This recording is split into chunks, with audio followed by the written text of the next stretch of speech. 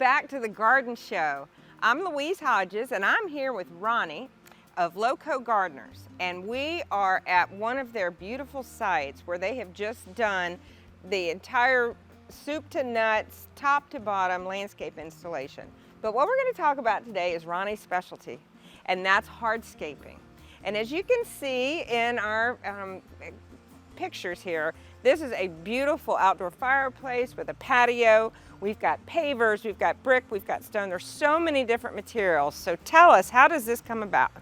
So it all starts with a basic plan with the homeowner, and we really try to emphasize what they need based off what the landscape is, the original landscape of the actual terrain and area.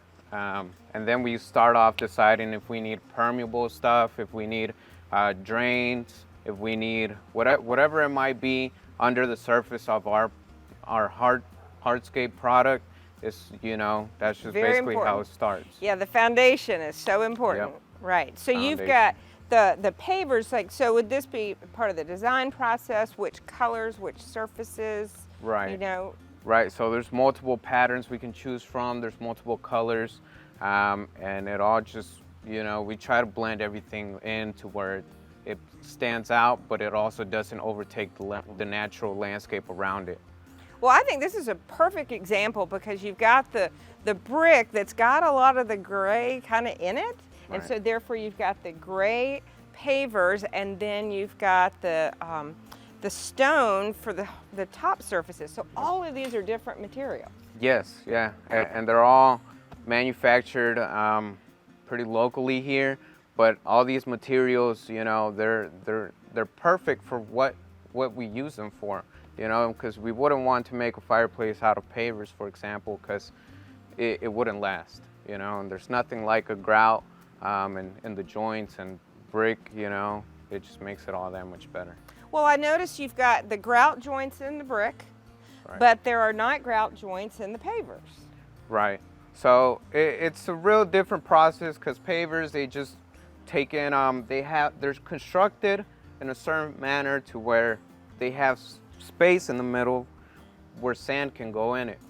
And now you have different types of sand you can use, different colors and stuff to match the pavers, but what we use is polymeric sand, which is swept into the joints and then compacted with a tamper plate, which makes it settle and it locks everything in.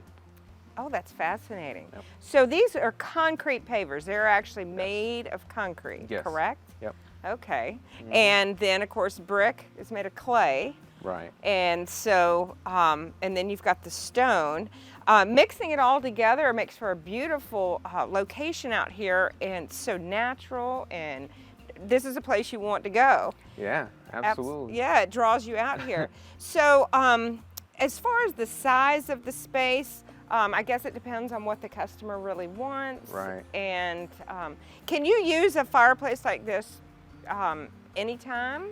year-round? Absolutely, you can use it year-round. Obviously, there's its benefits in the winter time when you want to be out here cozy. Maybe just having a small get-together. But you can use this all year round. The countertops, everything, the space. You can even bring a grill out, and use this area for whatever. And so you've got the nooks there that you can store the firewood. Yep. Or I think this is beautiful. I mean, I know that I would want to come out here every day. And so, yet on this property, you really thought everything through because you have the hardscapes leading out to here, but there's also a screen porch. I mean, this is the kind of property that every event can be accommodated. Right. For small numbers of people, it can be very intimate, or you can have a large gathering Right. and accommodate it. I think it's just beautiful. So what do you prefer working with brick, with stone, with concrete pavers?